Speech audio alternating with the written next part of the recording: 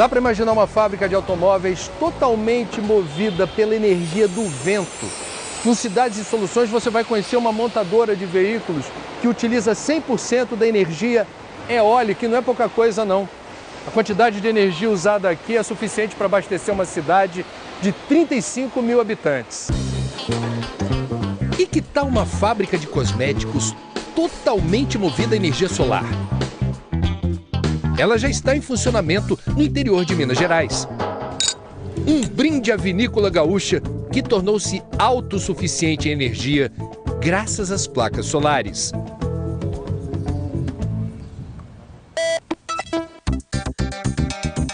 O que você vai ver agora só existe no Brasil. Esta é a usina eólica de Xangri-Lá. Fica a 120 quilômetros de Porto Alegre, no Rio Grande do Sul. São ao todo 9 aerogeradores, cada um deles com 94 metros de altura, o equivalente a um prédio de 30 andares. Olha que legal! Toda a energia que sai do sul abastece uma montadora de veículos em Sumaré, a 115 quilômetros de São Paulo. Todas as máquinas, equipamentos, todos os robôs, todas as luminárias, tudo que demanda energia elétrica para funcionar nessa montadora de veículos em Sumaré, São Paulo, tem origem naqueles parques eólicos de Xangri-Lá, no Rio Grande do Sul. E não é pouca coisa não, hein? Graças à força do vento, é possível produzir aqui 560 veículos por dia. É energia suficiente para abastecer uma cidade de 35 mil habitantes. Mas e se não ventar o suficiente? Será que a montadora já ficou na mão? Apesar de nós termos inaugurado no novembro de 2014 e nós temos um pouco mais de um ano e meio de operação, o ano de 2015 mostrou perfeitamente que o nosso projeto, com todos os nossos cálculos, estavam corretos. Praticamente, apesar da velocidade do vento estar em torno de 20, 25% mais baixo do que o projeto, isso em função do efeito El Niño, mas mesmo nessa condição, praticamente toda a energia dessa fábrica do ano passado foi gerada lá em Xangri-Lá. Houve mês que vocês tiveram excedente de energia? Sim, sem dúvida nenhuma. Nós disponibilizamos essa energia para o mercado. Venderam? Vendemos. Acabou dando certo até do ponto de vista econômico. É, um pouquinho, apesar de que isso não é o escopo nosso. Toda a energia produzida em Xangri-Lá é despachada para a distribuidora local de energia e gera um crédito. Se faltar vento, a montadora é obrigada a comprar energia extra. Se sobrar, ela pode até vender o excedente. Como o sistema elétrico brasileiro é interligado, esse crédito é usado todos os dias pela montadora em São Paulo para tocar a produção. No balanço até agora, como é que ficou o crédito e o débito? Como é que essa conta fecha? Apesar do vento ser um pouquinho mais fraco do que o nosso projeto, como eu mencionei, em função do efeito El Niño, mesmo assim eu estou um pouquinho positivo em relação ao consumo. A montadora investiu 107 milhões de reais na força do vento. A estimativa é ter o retorno do investimento em pouco mais de 7 anos. Foi uma boa surpresa. Muito, eu estou super contente, não somente por estar abastecendo essa fábrica em toda a necessidade de energia através do nosso parque, mas pelo fato do nosso projeto, os cálculos que nós fizemos, todo o planejamento que nós fizemos estavam corretos. Isso me deixou muito satisfeito e eu sinto bastante orgulho de ver esses carros saindo aqui através do consumo de energia eólica. O interessante é que a fábrica do Brasil surpreendeu a multinacional japonesa. A orientação é que todas as unidades espalhadas pelo mundo reduzam em 30% as emissões de gases estufa até 2020. Por aqui a solução encontrada foi o vento e deu certo. Graças ao parque eólico de Xangri-Lá, será possível reduzir 2.200 toneladas de CO2 por ano. Pelo visto, os nossos japoneses são mesmo melhores que os outros.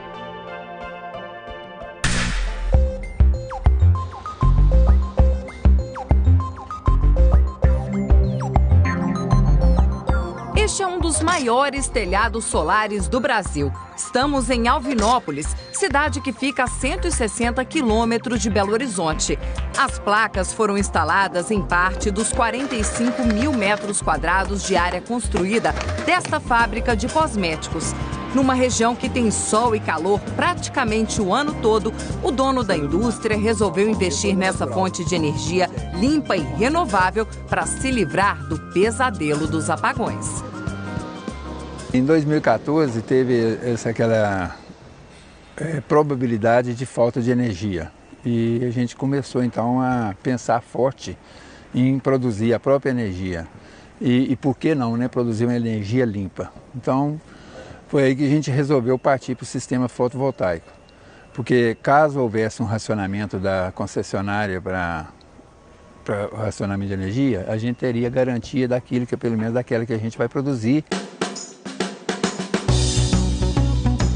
O empresário embarcou na ideia, fez contas, botou tudo na ponta do lápis. O consumo médio mensal da fábrica é de 67 mil quilowatts. Para suprir essa demanda, foram instalados 2.159 módulos fotovoltaicos, cada um com capacidade de gerar 265 watts por hora. Portanto, ao todo, 68.640 quilowatts por mês. Essa quantidade daria, por exemplo, para abastecer 500 casas.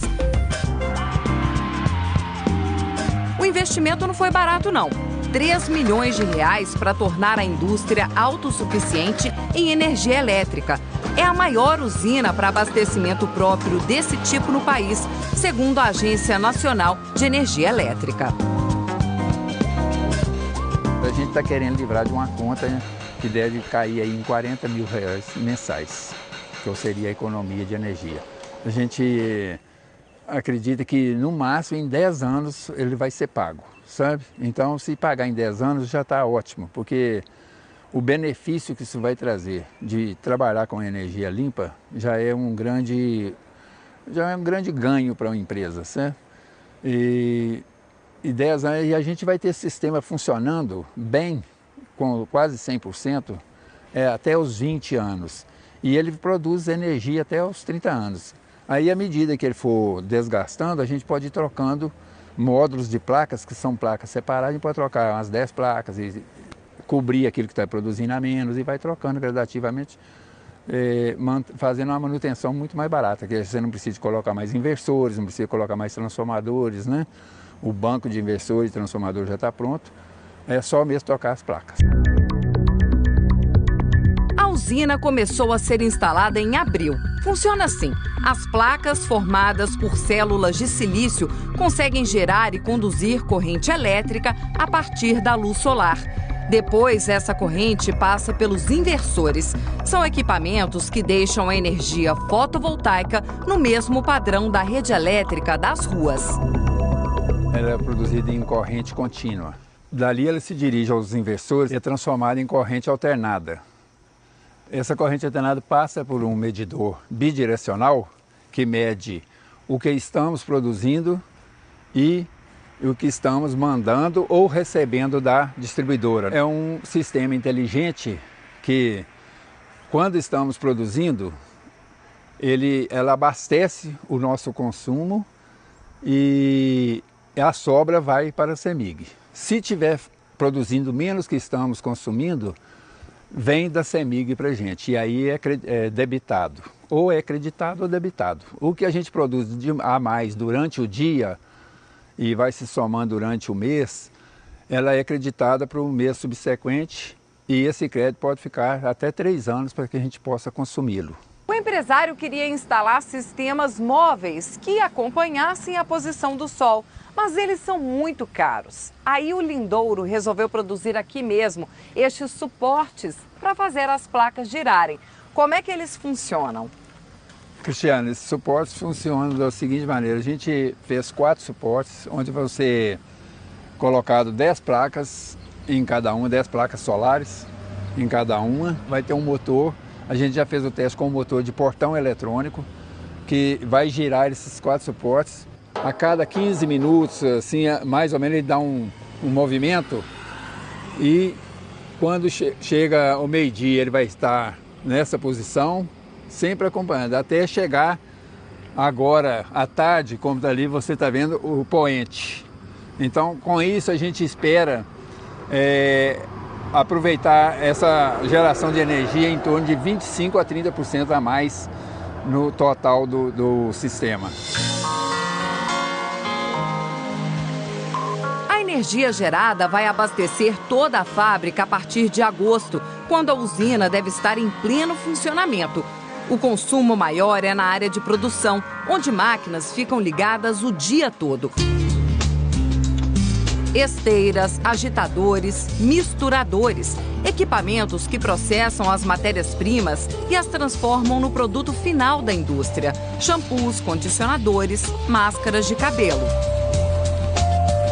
A indústria ainda está investindo em alternativas para tentar reduzir o consumo de energia. Por exemplo, está dando adeus a 2.000 lâmpadas fluorescentes. Elas estão sendo substituídas pelas de LED. O investimento é de R$70 mil, mas os técnicos dizem que compensa. Por quê, Claudinei? A gente utiliza lâmpadas fluorescentes de 40 watts e estão sendo substituídas pelas LED de 19 watts.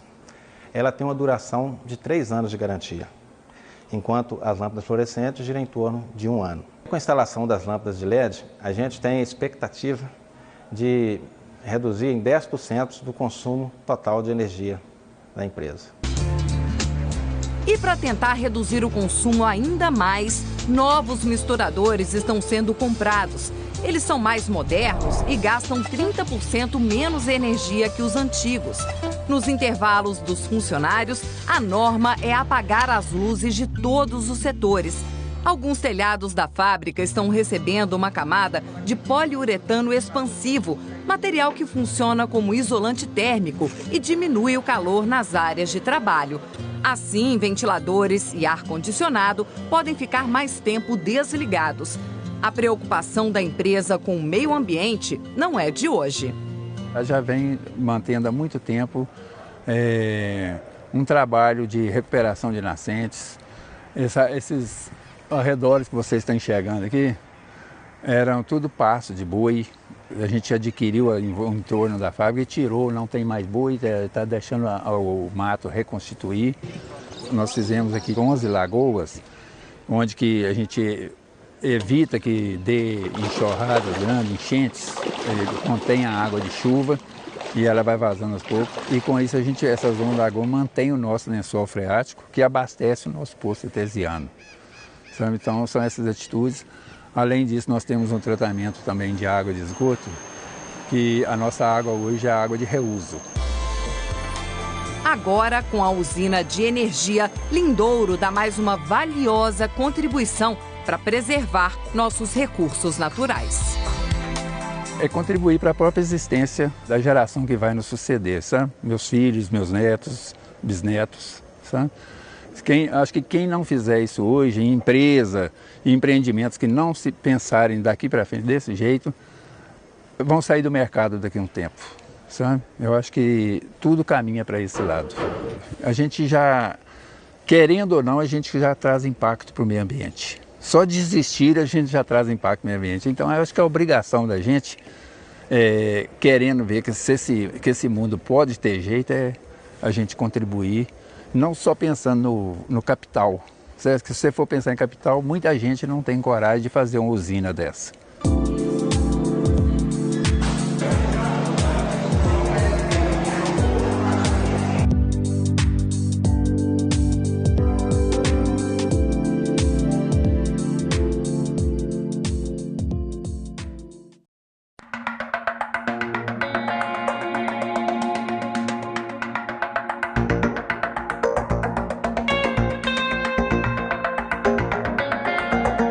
Bem aqui, neste canto do Rio Grande, A 456 quilômetros de Porto Alegre, o sol esquenta o dia em contraste com as noites geladas.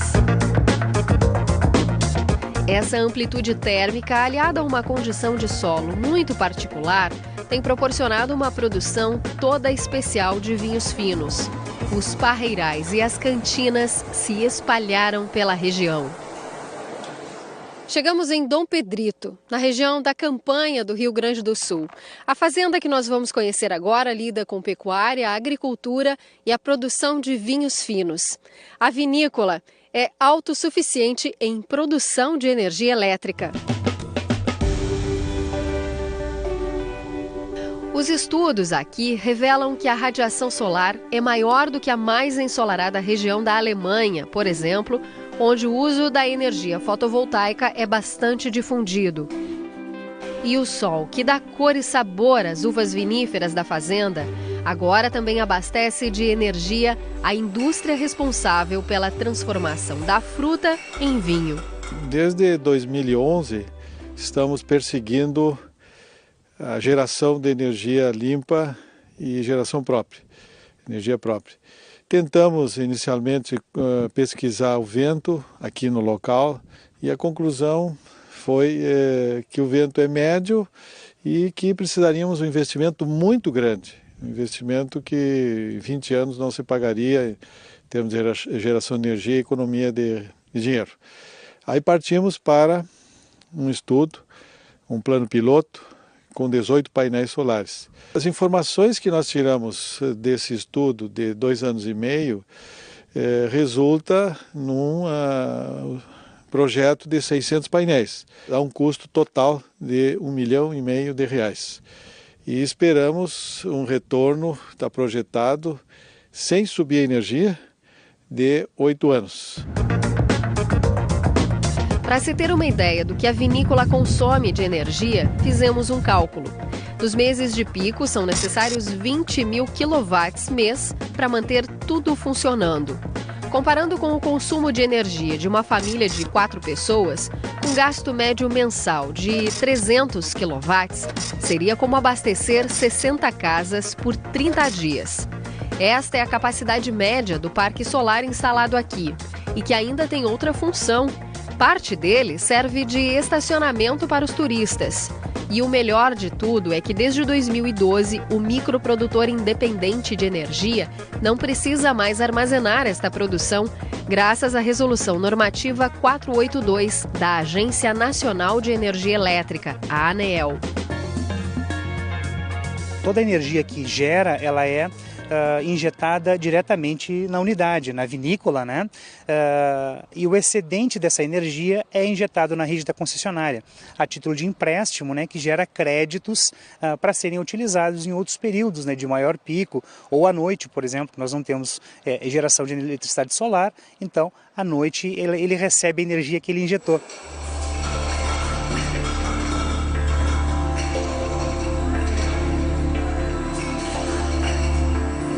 Todos os motores que impulsionam a produção do vinho são movidos à energia solar. Quando a uva chega na vinícola, os grãos são separados do cacho e seguem por uma esteira até os tanques de esmagamento e fermentação. Aqui o frio precisa ser constante e o setor que mais gasta energia na vinícola é o controle da temperatura. O vinho ainda passa por várias etapas: filtragem, oxigenação, engarrafamento, rotulagem. Até quando está descansando, há demanda de energia. Daqui saem 150.000 garrafas por ano. E a iluminação também é garantida com luz do sol. Aqui nós estamos na área concentrada dos tanques. Inicialmente os tanques de fermentação, que aparece aqui a parte de cima. E aqui os tanques de estabilização. E cada tanque desses tem uma refrigeração individual, que é regulado automaticamente. Então é um ambiente que sempre tem que estar numa temperatura também controlada, em torno de 15 graus, 16 graus, o ambiente como um todo. Um ambiente grande desse aqui precisa equipamentos para isso. Os módulos fotovoltaicos ocupam 1.020 metros quadrados de área e foram divididos em 2 espaços. Ao lado do complexo enoturístico, eles são aproveitados também como estacionamento. Mais atrás, foram colocados em estruturas mais baixas, apenas para a finalidade da geração de energia. A inclinação é norte e a angulação 31 graus. O que determina esta angulação é o paralelo onde são instalados. Tudo o que acontece da geração até o consumo é monitorado. Tem um sistema de monitoramento do que está sendo produzido lá fora, pelos 600 painéis solares, e aí tem várias informações que são fornecidas, né? Tanto o que é produzido no dia, a média, na semana, no mês, ao ano, e sistema de gráfico também, e tem um outro momento aí que também apresenta quanto de carbono não foi emitido para a natureza, quanto de reais eu já economizei produzindo energia própria. Além de economizar com a geração da energia, deixar de colocar gás carbônico na atmosfera, o mercado consumidor é muito simpático a esse tipo de iniciativa. Então, essa é uma tendência que a gente sente, eu sinto sempre no corpo a corpo com os clientes, com os revendedores de vinhos, também os proprietários de lojas e restaurantes, essa preocupação da gente manter o nosso planeta preservado, da gente diminuir o máximo da emissão de gases no planeta e de utilizarmos de técnicas de sustentabilidade, não só aqui na indústria, como no vinhedo também, como a gente emprega.